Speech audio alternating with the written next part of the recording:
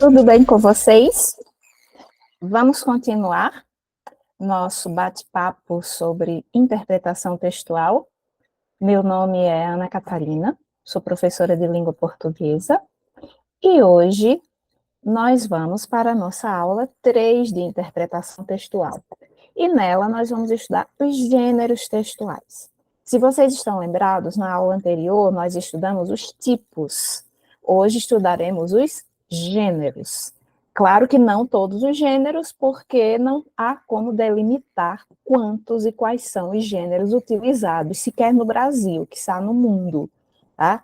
Não tem como, eles são infinitos, eles são inúmeros, até porque eles podem mudar de acordo com a sociedade, de acordo com a época, de acordo com o contexto, então eles são bem mais flexíveis do que os tipos. Então, comecemos com um conceito, né? Rapidinho. Os gêneros textuais são as classificações usadas para determinar os textos de acordo com suas características em relação a um contexto. Então, vários textos podem ser do tipo narrativo, ok? Digamos que existam 5.000 textos e todos eles sejam do tipo narrativo. O que significa dizer que todos eles são do tipo narrativo? Todos eles têm a figura de um narrador, tem um desenrolar de um enredo, dentro de um determinado espaço, ou vários espaços de tempo, tem personagem, tem protagonista, tá? Só que cada um desses textos vai ter uma especificidade, vai ter uma característica que lhe é própria. E é isso que vai fazer com que ele seja gênero, dentro do grupo do tipo narrativo. E assim, consequentemente, com os outros tipos. Então, o gênero textual, ele é identificado com base no objetivo, ok? Então, o objetivo do texto é narrar uma história em que animais se rebelam contra o sistema da floresta. Então, você já sabe que é do tipo narrativo, porque existe aí uma narrativa. Mas, se são animais que vão se rebelar, que vão falar, que vão reivindicar, que vão fazer um abaixo-assinado, né? Qual é o gênero em que os animais têm vida própria? Eles falam uma fábula. Então, você tem um texto do tipo narrativo, gênero, fábula. Se o objetivo é narrar a história de uma menina que mora numa cidade e um certo dia aconteceu alguma coisa cujo desenrolar vai chegar ao seu clímax e será solucionado. Então, é do tipo narrativo, porque é uma história que vai ser contada, que tem personagem, que tem todos aqueles elementos que a gente já sabe que compõem a narrativa. Mas não é mais uma fábula, porque aqui a personagem é uma menina. Nós temos um clímax, nós temos um desfecho, nós temos um enredo, nós temos um conflito. Então, isso vai caracterizar esse texto como um conto. Então, ele é do tipo narrativo, do gênero conto, ok? Então, isso vai sempre depender do objetivo, na função e no contexto. Tudo isso inserido e entrelaçado. Então, são as características do texto que determinam a qual gênero ele pertence. Então, quando a gente se comunica por meio de textos, ok? Então, se a gente se comunica por meio de textos, então é possível afirmar que cada gênero textual vai apresentar especificidades que permitem identificar a sua classificação dentro desse processo de comunicação, ok? Ele se dá por meio de gêneros textuais. Nós nos comunicamos todos os dias por meio de gêneros. Então, os gêneros textuais estão em permanente evolução. Isso significa que, dependendo da necessidade de comunicação, novos gêneros podem surgir. Se a gente pensar a sociedade há uns 50, 60 anos, não existia e-mail. O e-mail surge da necessidade de um determinado contexto, da chegada das novas tecnologias, da intensificação desse processo de comunicação que começa a se dar sob outra ótica, com outros objetivos, com outras características. Então vem o e-mail.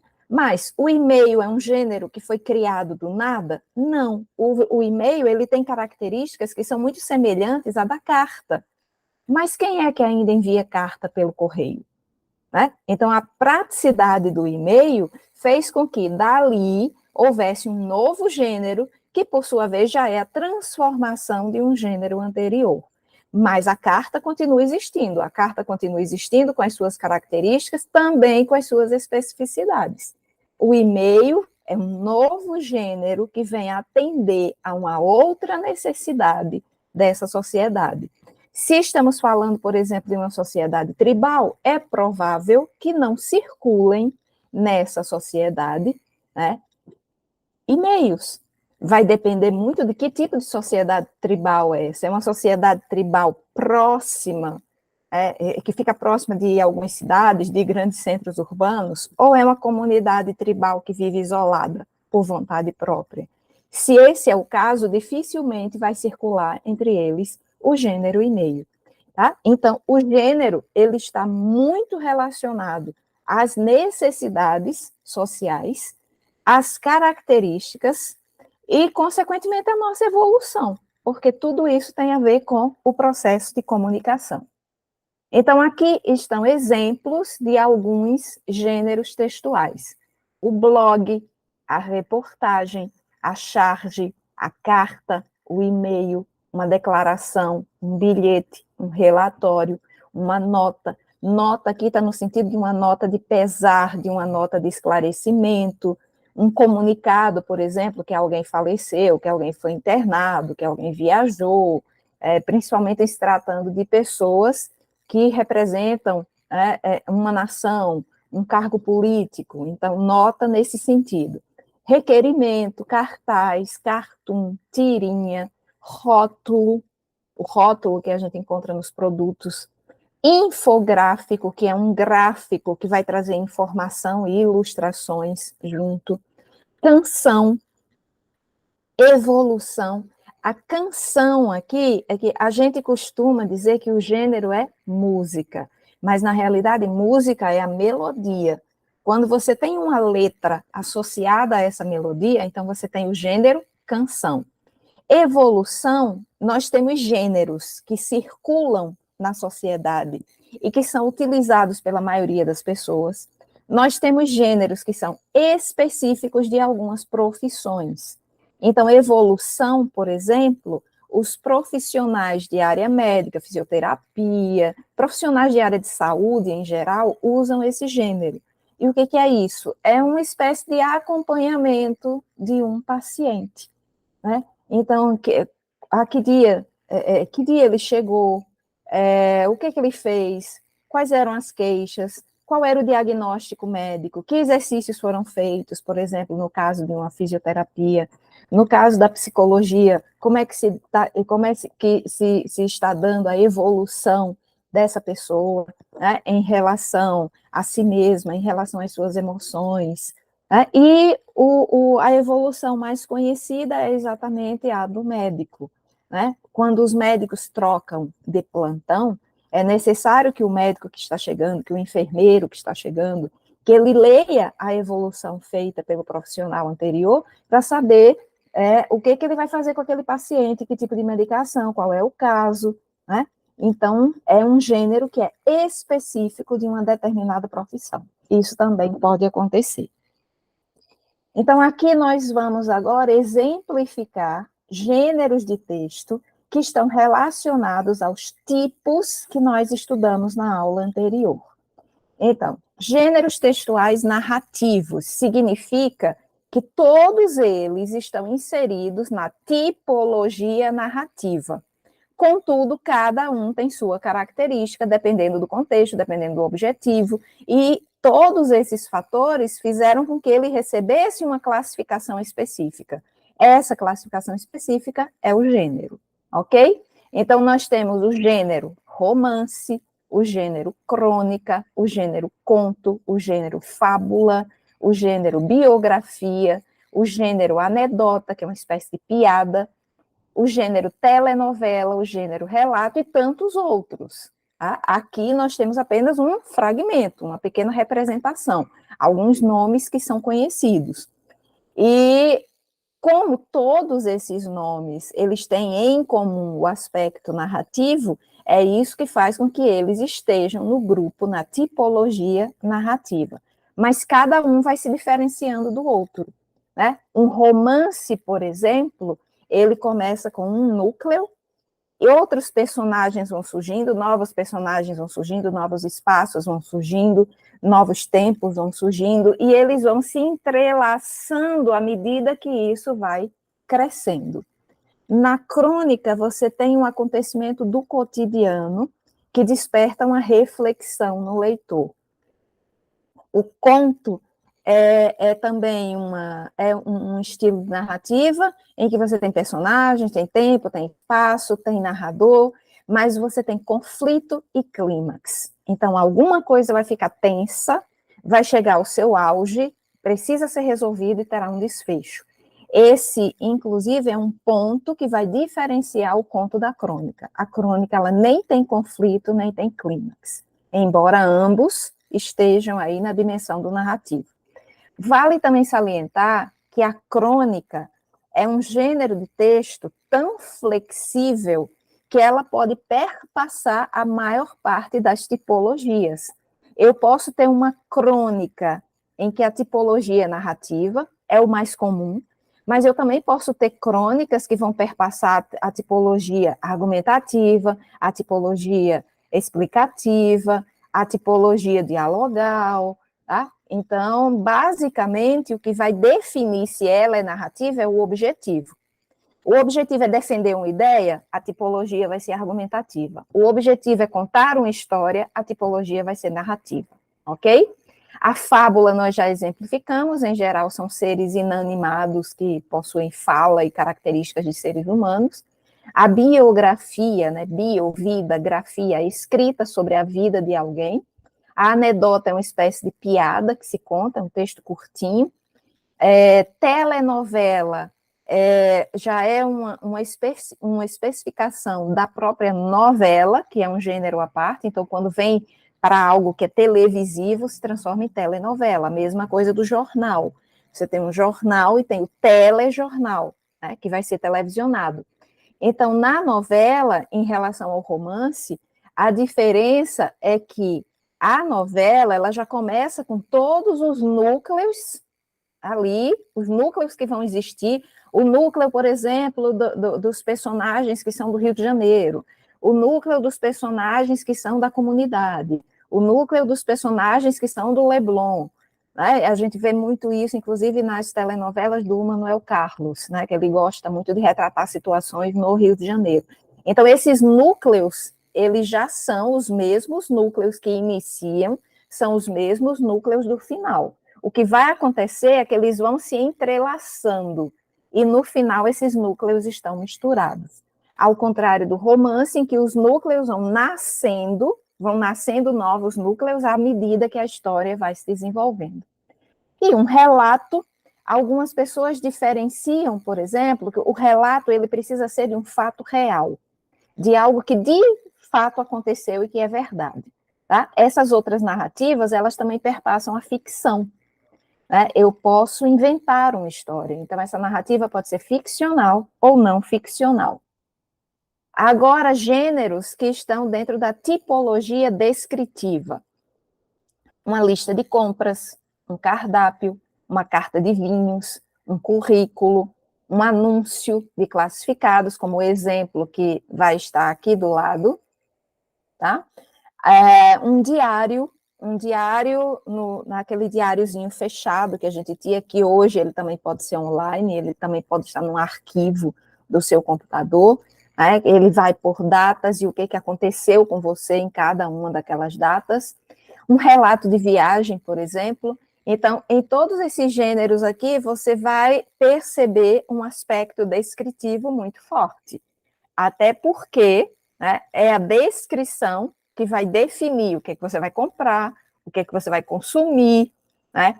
Quem é você, como você se apresenta diante de uma possibilidade de um empregador, né? O que você está vendendo, o que você está comprando, quais são as características, o que você está vivenciando num determinado dia, numa determinada semana, o que você vivenciou numa viagem feita recentemente ou há muito tempo, tá? Ou uma viagem que você pretende fazer e que você vai relatar exatamente para compartilhar isso aí depois. Aqui já são os gêneros textuais que estão dentro da tipologia argumentativa. Então, nós temos o editorial, que tanto apresenta as principais notícias, os principais destaques da semana, né? Isso pode estar num jornal, numa revista, como se posiciona a respeito de um tema que tenha sido, por exemplo, um tema muito polêmico naquela semana. Então, o editorial, ele tem essa natureza argumentativa. A resenha crítica, se você assistiu a um espetáculo, a um filme, leu um livro, e você quer dar, por exemplo, uma nota para esse livro, isso acontece muito em sessões de revistas ou estrelinhas, né? Então, você faz um breve resumo e seguido de uma opinião, de uma apreciação crítica a respeito daquilo que você leu ou que você assistiu. Artigo de opinião, como o próprio nome diz, é um artigo em que o autor expõe por meio de argumentos a sua opinião acerca de um tema polêmico. Dissertação de mestrado, tese de doutorado, que são dois tipos de textos acadêmicos, em que você vai apresentar alguma coisa, seja inovadora ou não, ela precisa ser inovadora na tese de doutorado, mas você precisa argumentar, né? Afinal de contas, você vai defender uma tese. E carta aberta. Carta aberta não é a única carta argumentativa que nós temos, existem outras, mas a carta aberta, ela se chama aberta porque ela vai ser publicada, aí, embora ela seja endereçada, ela pode ser endereçada a uma só pessoa, mas essa pessoa não vai receber a carta, porque essa carta vai ser publicada, ela vai ser publicada, por exemplo, num mural, ela vai ser publicada numa revista, ela vai ser publicada na internet, ela vai ser distribuída como se fosse um panfleto, e ali você tem uma espécie de denúncia, né, de reivindicação a respeito de algo que não agrada a um determinado grupo.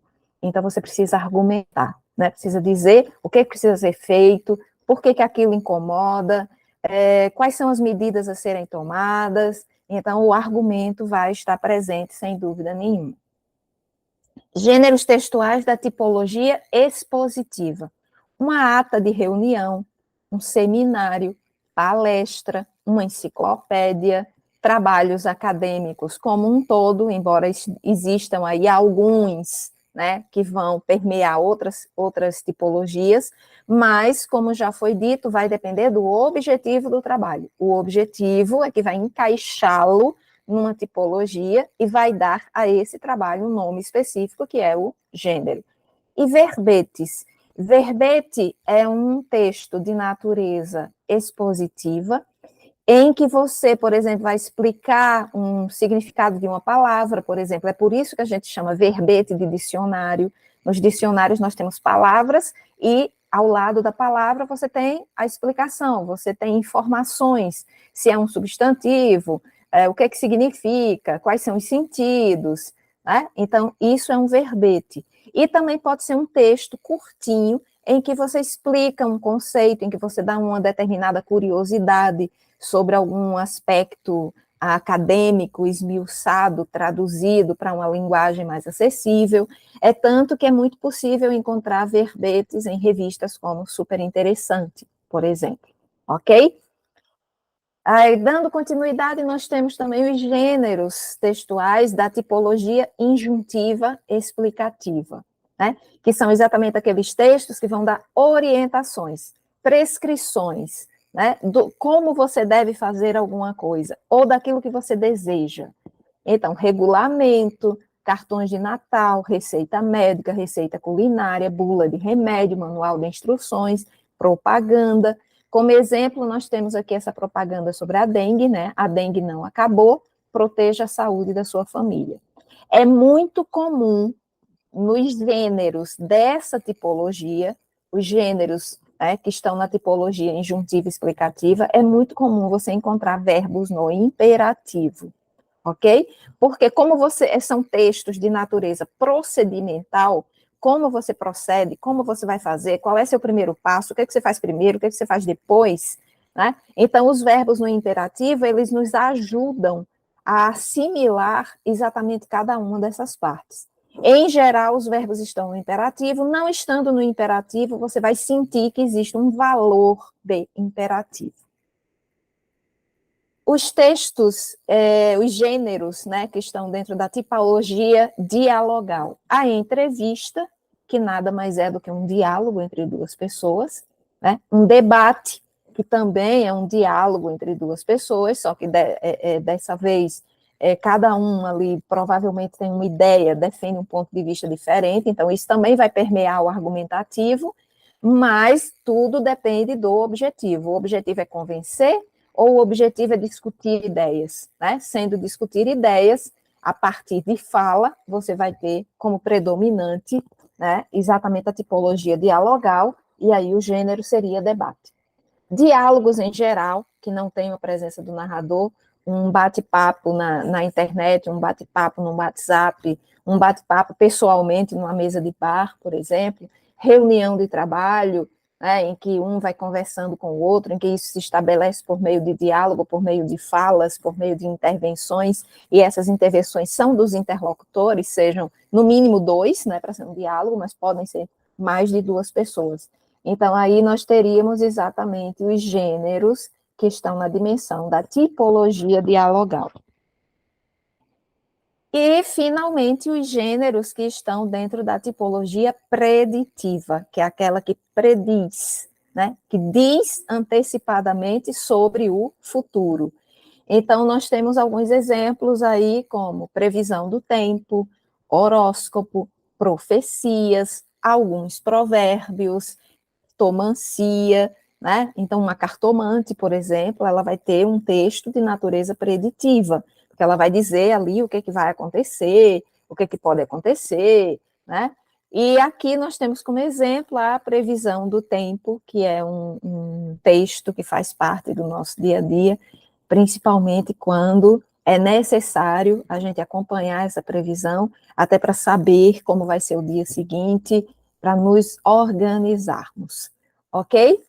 Então, a partir de agora, nós vamos para a parte de exercícios. Lembrando que o que nós vimos nessa explanação foram alguns gêneros de texto, apenas para que vocês compreendam o que é gênero e que gêneros estariam, né, em cada um desses grupos tipológicos. Mas não há como determinar quantos gêneros existem circulando pela sociedade e tampouco dizer o nome de todos eles, ok? Só no meio digital você tem inúmeros gêneros, inúmeros textos, inúmeras especificidades que são próprias do meio digital, que às vezes só um profissional da área vai saber, ok? Então você tem gêneros em todas as áreas, em todas as dimensões, com vários objetivos, em várias sociedades. Alguns gêneros são mais utilizados do que outros, alguns gêneros nós conhecemos mais do que outros, mas, enfim, eles são infinitos, eles são inúmeros. Então, vamos aqui para a questão 1. A ciência mais imperativa e predominante, sobretudo, é a ciência política, pois esta determina quais são as demais ciências que devem ser estudadas na polis. Polis aqui é uma alusão à polis grega, né? Algo que parecido com o conceito que nós temos hoje de cidade. Nessa medida, a ciência política inclui a finalidade das demais, e então essa finalidade deve ser o bem do homem.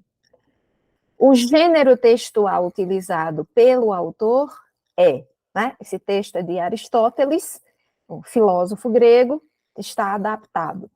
E ele vai colocar aí que a ciência mais imperativa e predominante, sobretudo, é a ciência política. Então, vejamos. Esse texto não é uma propaganda, ele não está anunciando especificamente um produto ou algo que deva ser levado em conta, como a prevenção de uma doença, por exemplo. Ele não é uma tese de doutorado, né? Se fosse uma tese de doutorado, seria mais fácil reconhecer pelo resumo dessa tese.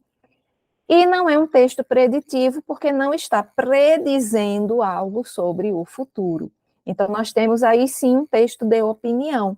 É a opinião de Aristóteles acerca da ciência que, para ele, na opinião dele, é a mais imperativa e predominante sobre tudo, né? Que para ele é a ciência política. Tanto que ele vai defender que todo ato é um ato político, ok? Então, temos aí um texto de opinião. Na questão 2, nós temos uma forma, né, de organizar esse texto muito peculiar, que começa com a data, São Paulo, 18 de agosto de 1929, Carlos Drummond de Andrade. Né? O Drummond de Andrade é para a gente saber que é o escritor de literatura. Na realidade, na carta original só está Carlos.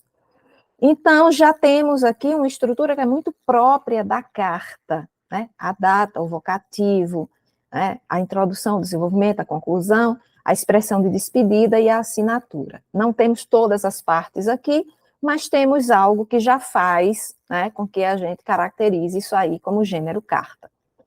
Achei graça e gozei com seu entusiasmo pela candidatura Getúlio Vargas. Mas veja como estamos, trocados. Esse entusiasmo devia ser meu, e sou eu que conservo o ceticismo que deveria ser de você. Eu contemplo numa torcida apenas simpática a candidatura Getúlio Vargas, que antes desejara tanto. Mas para mim, presentemente, essa candidatura, única aceitável, está claro, fica manchada por essas pazes fragílimas de governistas mineiros, gaúchos, paraibanos, com democráticos paulistas que pararam de atacar o Bernardes e oposicionistas cariocas e gaúchos. Tudo isso não me entristece.